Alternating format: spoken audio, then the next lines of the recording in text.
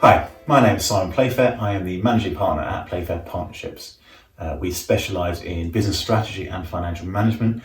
I'm here to talk to you today as part of our series of hopefully helpful videos in place of our usual face-to-face conversations with many of you. Today I want to talk about the Coronavirus Business Interruption Loans and what we do know to date and what we don't know. Okay, so the loan scheme was set up to lend up to £5 million per business up to a period of 6 years to cover sort of business losses and any cash shortages that the virus has caused you. The working practice from the banks and other lenders at the moment seems to be that you'd have to pass the normal credit tests and you'd have to be a viable business in those terms, just lacking the security before they can actually lend to you. Now, at the moment we're seeing an awful lot of pressure from peer groups and government to try and relax these rules, and only time will really tell for this. We'll let you guys know. The loans are interest-free for up to 12 months and there's a payment holiday for 6 months, although we're seeing the banks extend this payment holiday for 12 months in general. There cannot be a PG taken for loans of up to £250,000 in value, and above that it is capped at 20% of the outstanding balance of the loan. Now that cap is at the discretion of the banks. For example, NatWest are taking no personal guarantees on these loans. In addition to this, the lenders are restricted from taking your primary residence as security, just to try and help business and business owners.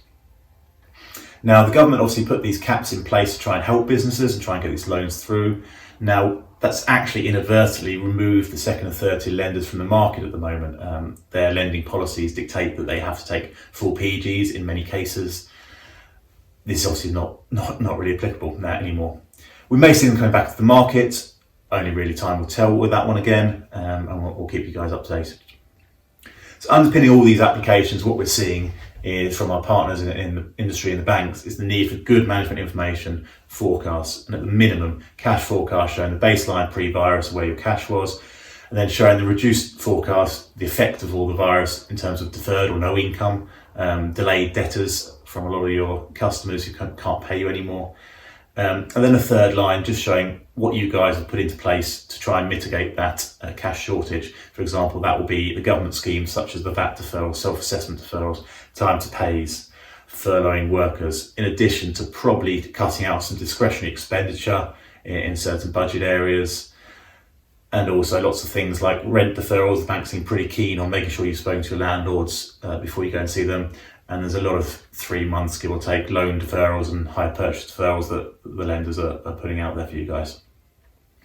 A lot of people are looking at sort of the next 3 months, mainly because it's what the banks are actually asking them to do, maybe 6 months. But with government schemes, the effect on your cash will actually not be possibly as great as you think.